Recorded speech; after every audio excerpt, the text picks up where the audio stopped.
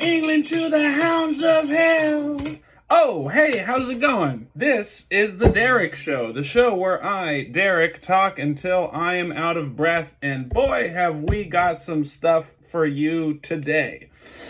A few announcements before we get started. As usual, I'm going to be doing a lot of shows. Tonight, the first one I'm going to be doing is Gnar Bar. I'm going to be hosting and producing that, so if you guys are in Austin tonight, down around 36th Street, then please come pay us a visit. Mostly the shows that I have to announce are the same as the last episode. Mostly what I'm doing right now is Tuesdays and Thursdays at Gnar Bar. Although, actually, I did start working the door at Maggie Mays on Tuesday nights, and we'll be doing 2 spots there every Tuesday. So come by to Maggie Mays to see me there also. Awesome. Well, I think that's really all that I want to do in terms of, in terms of all that, whatever. The show announcements. So let's just go right into the articles. And hey, maybe I'll wait a few days to let this episode out because it's space them out, and I don't really have any new show announcements. So today, for some reason, apnews.com/oddities was giving me a bad gateway error message on Google Chrome, so I wasn't able to find those stories, but I have gone to news.sky.com/strange-news, all one word. So Sky News has been supplying that, and I also got a few things off of npr.org/sections/strange-news. So that's where the stories today come from. And let's go right into it. This was one of my favorite headlines to read, and I am looking forward to getting more details. Mexico. Fire breather fights off marauding mariachis in turf war over tips. That sounds exciting. All right. The bizarre fight, apparently over the rights to perform at a lucrative street corner, saw the fire breather turn the tables on his attackers. Okay, so I guess contextual clues is that the mariachi band might have been attacking him, but also sloppy writing, whoever you are. Why do news article writers never put their name? Maybe because they're so bad at it that they're just ashamed. Jesus. Yeah, you should say something about the fact that they was attacking him before anyways. But maybe I'm wrong. You know, if you study journalism, you probably know that you want to save as much space, as much time, as much print, as many words as you can. So, all right, maybe that's maybe they did it right. Maybe I'm the asshole. Maybe I'm just finicky. Okay, there is a video there. It's not loading, but that's fine. We don't need to watch it. We don't have editors. We don't have producers. We don't have a pull-it-up Jamie machine. It's just me right here. And if that isn't enough for you, well, then we will change the show later. But for now, it should be. And honestly, that I think was how I will find the people who like what I do. So, we keep on swimming. Let's go, Dory. Right. A fire breather has been treated in hospital in Mexico after being attacked by a mariachi band and fighting back by setting several of them on fire. Oh, hell yeah, he got him. Let's put the alcohol in your mouth and oh, he's a real life human dragon. Oh man, I'm so jealous of this guy already. Holy cow. Security camera footage of the bizarre fight shows one of the mariachis chasing the fire breather, placing him in a headlock before punching him multiple times as traffic on a busy street stops. My goodness, that seems quite unnecessary, but I'm intrigued. I've got to read on. The fire breather is then seen on the pavement as 5 of the band kick and punch him in front of a taco restaurant named El Inferno. That's oddly appropriate. Or is it ironic? I don't know. No, it's appropriate. El Inferno. Or hell in the city of Morelia, west of the capital, Mexico City, on Sunday. Okay, so I guess it's like a suburb or maybe like a satellite city of Mexico City, Morelia. But the tables are turned as the man starts throwing fire at the musicians. Let's go, buddy. I'm kind of on his side at this point. If there was 5 of them, but also we don't know who provoked who said what exactly happened. But man, I hope he gets them. I hope he gets them good. The mariachis, most dressed in traditional white shirts and black trousers, some carrying guitars, are then seen running away. Several of them in flames. En fuego, outside of El Inferno. They quickly take off their burning clothes, and one is even seen rolling on the ground to extinguish the flames. None of the players return to the fight. All right, let's go. He scared him off. Scared him off with some fire. Oh my God. It is believed the battle was over the right to perform and generate tips at a sought-after spot. Sure, it's a reasonable assumption. Because competition for tips in Mexico is so fierce, performers and windshield watchers often stake out and defend lucrative street corners. Gotcha, yeah, right. It's your turf, you know. Firearms have been known to be used in violent group clashes over pitches in Mexico City. Now that is extraneous and unnecessary information. We didn't need to know that, but also we probably could have guessed. It is not clear how the dispute began. Police said in a statement that nobody was arrested and only the fire breather had to be treated in hospital. Yeah. Police said, 5 guys kicking and punching you while you're lying on the pavement. I mean, that's messed up. Police said he told them he had argued with the mariachis who then attacked him. All right, so now we know how it started. I think that you guys got the cart before the horse a little bit on this news story, but that's all right. Thank you very much, Sky News. Here's another one from Sky News. I'm gonna do this one. We're picking up on a story that we have already talked about and referenced and read on apnews.org/oddities. But here is a follow-up from Sky News. Japan. Holes found in huge black screen put up to stop tourists taking photos of Mount Fuji. The town of Fujikawaguchiko spent 1.3 million yen, which is 6,485 pounds, or that's probably about 9 grand in US dollars, on the 8.2 feet high screen after locals complained about visitors walking into a busy road or standing on someone's property to get their shots of Mount Fuji. Thank you for finishing that sentence. A Japanese town that put up a huge black screen to try and stop tourists taking photos of Mount Fuji has found holes in the material. Couldn't have seen that coming. Now, I did not predict it when we read the thing, but it's so expected. Hindsight is 2020, but oh Jesus. Taking photos of Mount Fuji has found holes in the material with the openings said to be just the right size to fit a camera lens through. So just like little, oh man. Oh, just the ingenuity of people. Officials in Fujikawaguchiko, a popular spot for those hoping to photograph the mountain on the island of Honshu, installed the black mesh net last week in a bid to prevent overcrowding caused by tourism. The town spent 1.3 million yen, aforementioned 6,485 pounds, on the screen, which is 8.2 feet high, that's 2.5 meters, and 66 feet, or 20 meters long. However, a hole was discovered in the material the next day.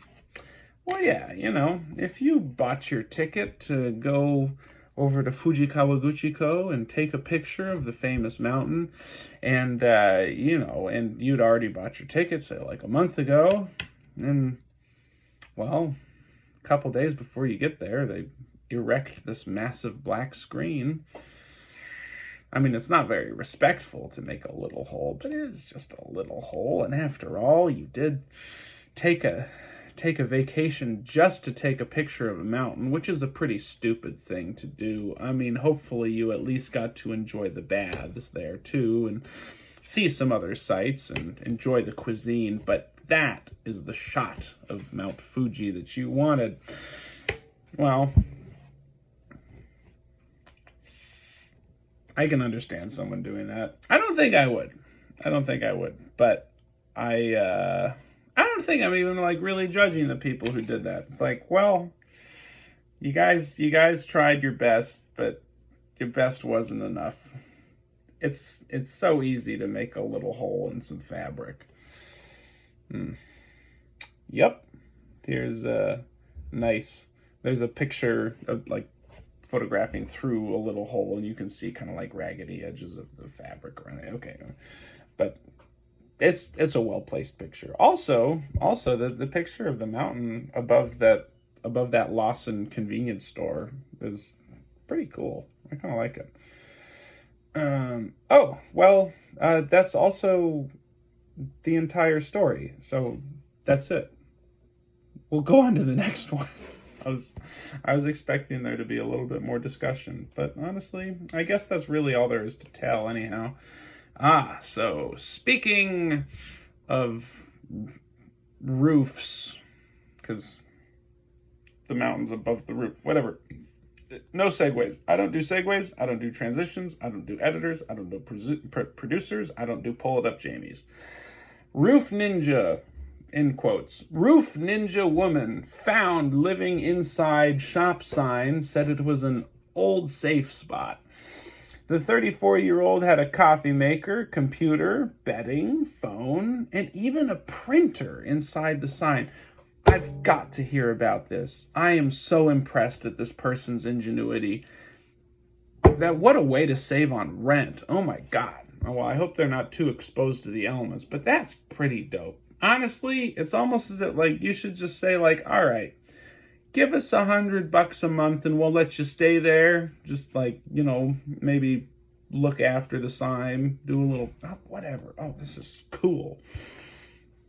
A woman who was living inside a sign on the roof of a Michigan supermarket told police officers who found her it was an old safe spot. The 34-year-old woman, who has not been named, was found by police in the attic-like space inside the Family Fair sign on 23rd of April. Yeah, like above a supermarket. That's awesome. I mean, you have a loft apartment inside a supermarket sign. I mean, I'm not really considering changing my surroundings. Yes, also, incidentally, I forgot to shout out one of our biggest supporters of this show, my guitar, Stringerton II, has been supporting us the entire time, and will continue to do so. He's right back there. Back to the story. The woman had been living in there for over a year and had a coffee maker, computer, bedding, phone, and even a printer with her, police said. Honestly, props. The sign was estimated to be about 5 feet wide and 8 feet high, as the door that is accessible from the and has a door that is accessible from the roof. She has a door. It's full on shelter. Oh, I hope they let her live in there. I hope they let her. But yeah, but also like if it's 5 feet wide, I don't know if that's enough space to actually like lie down and stretch out.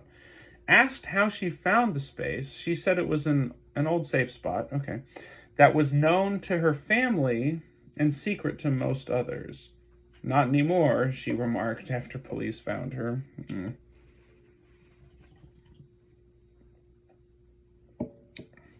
Yeah, honestly, leave the lady alone. She isn't hurting anyone. No one's living in there, except her. She stopped short of explaining why she had been living in there for over a year. Yeah, give her dignity. You don't need to embarrass her by asking her all these questions about why she's homeless right now. It does look cool. It does look like a cool attic spot could be behind that sign. The woman, who emerged in black clothing with ski goggles perched on her head. That's pretty cool. That sort of like gives, I don't know, like Chandra Nalar vibes from Magic the Gathering. Or who am I thinking of? There's a character in Naruto, like a little kid who has like the goggles up on his head, or well, Naruto himself does. Okay, and then there's also another one. It kind of gives like Naruto vibes. Perched on her head, been given the nickname Roof Ninja. One police officer joked. That's cool. Hopefully, yeah. I mean, hopefully the police treated her well. I think they should have. You know, she's not hurting anyone. Tell me that ain't cool, they said to the woman. That's true, she responded. Okay, so she and the police have a little rapport going on. When she asked the officers how they got on the roof, one said, "Ladder. We're not a roof ninja." Police were called to the store when contractors working on the roof followed an extension cord to the hideaway. Oh, poor lady got given away by her own cable. The woman was inside when two officers asked her to open a small door on the back of the sign. I honestly don't know how she was getting up there. Don't know who said that, but it's in bold, and it's in its own paragraph. So, once again, whoever the heck wrote this, no author credit. That's a little thumbs down from me on that part.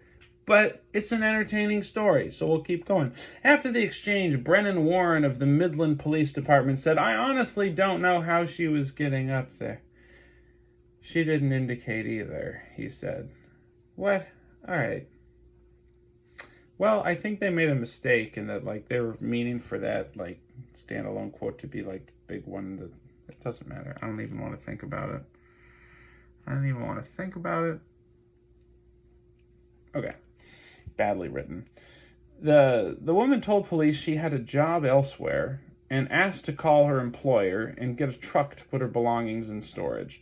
But the officers said no, making clear that store staff would remove the possessions and return them to her. The woman told police she had a job elsewhere and asked to call her employer and get a truck. Okay, so, well, I hope she got all her stuff back. There was some flooring that was laid down, a mini desk, her clothing, a Keurig coffee maker, a printer, and a computer. Things you'd have in your home, Officer Warren added. The woman was able to get electricity through a power cord plugged into an outlet on the roof, she said. Police said the woman was cooperative and quickly agreed to leave. No charges were pursued, and she was provided with information about local services in the area, which she probably already knew about, and preferred her spot. That's my guess. If she has enough ingenuity to make a little home for herself inside of a family fair sign, like, let her do it. Police said the woman was cooperative and quickly agreed to leave. Oh, yeah. She apologized and continued on her way, Mr. Warren said. Where she went from there, I don't know. Yeah, great job following up. A spokesperson for Spartan Nash, the parent company of Family Fare, said store employees responded with the utmost compassion and professionalism, as they should, and stop making it sound as if like that's a remarkable thing. It's just how people ought to be towards each other. I mean, yeah, they keep using language to like weaken this woman's position or like put her in like a not in the right type of thing. Okay, I don't need any text messages coming in. I'm muting this. Okay. Ensuring there's an ample, safe, affordable housing continues to be a widespread issue nationwide that our community needs to partner in solving, they added. That may be true, but it sounds as if this woman found her own solution to the lack of affordable housing and was doing just fine where she was. And so long as, she could have just been like part of the community. That could have been her address, so to speak. That was her spot. But I guess you guys want to make the affordable housing issue, by the tiniest margin, worse by kicking this person out of a perfectly serviceable domicile while she's getting on her feet. And I don't know, or maybe she preferred, whatever. That's the irony. Because they're saying, like, well, providing affordable housing is like a really big problem. She already had her solution. She already did it. Okay. Now, I'm going to move to actually a serious story at this point. If indeed there's... Oh no. Okay, so the story that I wanted to read actually is just a video, and I'm not gonna do that. But well, at least you can know the headline. Donald Trump found guilty of all charges in hush money trial. So I was just curious to know what the consequences were there. But yeah, it's just like a comment section in a video, so I'm not gonna do that one. Sorry, guys. Well, it's not as if it's not as if I'd promised anything up front and couldn't deliver. Now, here's a cute one, but also kind of sad, I guess. Kabosu dies. Shiba Inu, which inspired the Doge meme and became face of Dogecoin, has died. Kabosu, the dog behind the Doge meme and the face of Dogecoin, has died at the age of 18 after a battle with ill health. Vague. Also, R.I.P. Sorry to friends and family. The part of that which is good, I mean it. The part of that which is like, how do you send condolences to a dog's family, especially after it was probably sold to somebody 2 months after it popped out of its mom and didn't have the proper time to be raised by another dog, and so imprinted on people. I'm not hugely a fan of pets. I mean, like, of people having pets and the way that we do that, but I think that animals are great. Kabosu, the dog behind the Doge meme, has died at the age of 18 after enjoying more than a decade of internet fame. He's 18. That's nice and old. Like, I think my cousin's dog, Molly, was, I think, 18 when they finally passed away. The Japanese Shiba Inu had been suffering from leukemia and liver disease. Aww. To all of you who loved Kabosu, on the morning of the 24th of May, Kabosu crossed the Rainbow Bridge. Fun way to say it. Thank you all so much for your support over the years. Atsuko Sato, her owner, wrote on Instagram. She went very peacefully, without suffering, as if falling asleep while feeling the warmth of my hands petting her. Thank you all so much for loving Kabosu all these years. I am certain Kabosu was the happiest dog in the world. That makes me the happiest owner in the world. That kind of touched me a little bit. I would like to express my deepest appreciation to everyone who has sent us much love to us. Okay, must be a translation error or whatever. Miss Sato, a teacher in Japan, adopted Kabosu in 2008 when she was sent to an animal shelter after her puppy mill shut down. Oh, wow. Kabosu became an internet sensation when a 2010 photo of her with crossed paws and a silent smirk spread on Reddit and Tumblr. A Reddit user referred to the image as Doge, the intentional misspelling of dog, a nod to a 2005 episode of Homestar Runner. Yes! Homestar Runner! We don't see Homestar Runner in the internet news or any other type of news nearly enough. Yes! Oh my gosh, I even forget. I gotta watch that. Put chicken over. I'm buying you a pizza. Yeah, I haven't seen that one I didn't even know that it was a reference, but now it's all making sense. I'm gonna find out. Grabbing your butt. That's not very ladylike. All right, I'm doing random Homestar Runner quotes at this point. Homestarrunner.net. It's .com. Okay, if you're a fan of Homestar Runner, great. You probably like that. To anyone else, that was just a lot of garbage. But Super excited. The Doge meme became popular in 2013. Colored Comic Sans text overlays the photo with broken English phrases like, wow, so scare, and what are you doing, surrounding Kabosu. In 2021, the Doge meme sold as a non-fungible token NFT for $4 million.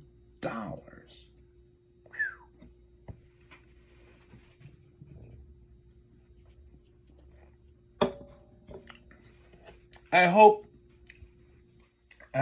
what's her name?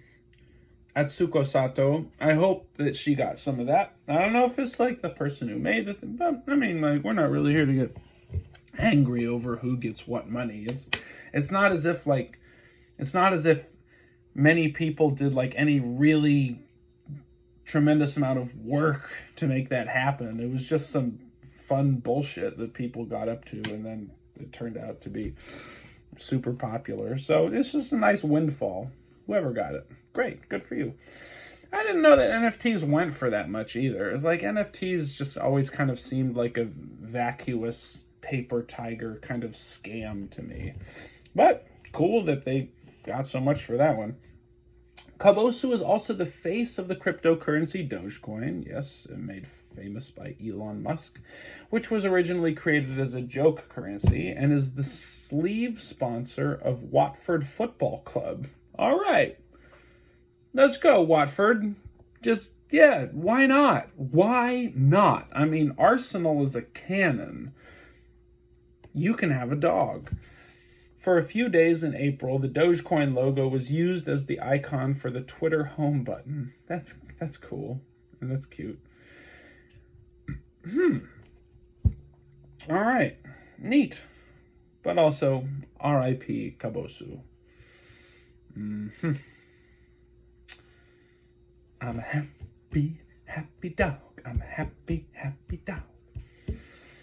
Okay. So here's the last story that I have so far. Okay, it's not too long a read. I thought it might be kind of a long read, but I think it's going to be really interesting. I'm excited to dig into it. Ignore this dumb joke in the title. The shocking tactic electric fish use to collectively sense the world. Finally we have a writer's credit. Thank you, npr.org. These stories and others can be found on npr.org/section/strange-news. Thank you, NPR, for providing us with some authors. Regina G. Barber, Anil Oza, Alisa Chang, and Rachel Carlson. All right, 4 people worked on this. Not a long one, but I hope it's interesting. Neuroscientist Nathan Sawtell has spent a long time studying a funky-looking electric fish characterized by its long nose. It is a funky-looking fish, and honestly, that proboscis looks like the thing on that alien in the original Star Wars trilogy that like goes to rat out Han Solo with like.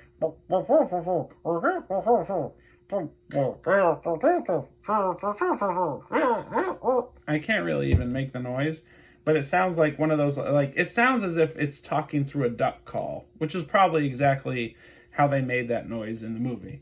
It's like, wah, wah, wah, wah. Yeah, actually, that's a little bit better. Well, you know who I'm talking about? Whatever. It looks like a cross between that character and Gonzo from the Muppets.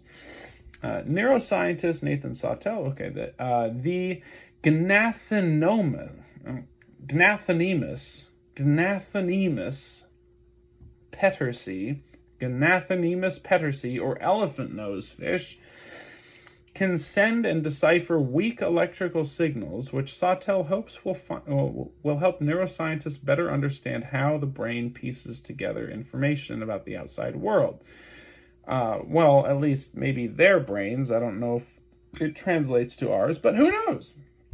Maybe there's convergent structures in neurology across all species, or most species, or some species. Who knows? But as Sawtell studied these electric critters, he noticed a pattern he couldn't explain. The fish tend to organize themselves in a particular orientation. Quote, there would be a group of subordinates in a particular configuration at one end of the tank, and then a dormant fish at the other end. Dominant fish. The dominant fish would swim in and break up the group, and they would scatter. A few seconds later, the group would coalesce, and it would stay there for hours at a time in this stationary configuration. Sawtell, who runs a lab at Columbia University, Zuckerman Institute, says, initially, Sawtell and his team couldn't put together why the fish were always hanging out in this configuration. What could they really be talking to each other about all of this time? A new study released this week in Nature by Sawtell and colleagues at Columbia University could have one potential answer. The fish are creating an electrical network that is larger than any field an individual fish can muster alone. Sure, it could be. Why, though? Interesting questions. Science. In this collective field, the whole school of fish gets instantaneous information on changes in the water around them, like approaching predators. Okay, so like they're sort of like a defense grid or something, maybe. That'd be cool. Rather than being confused by the flurry of electric signals from other fish, these fish were clever enough to exploit the pulses of group members to sense their environment, Sawtell says. The question remains whether elephant-nose fish intentionally spread out to maximize their sensory range, or if they simply make the most of each other's positioning.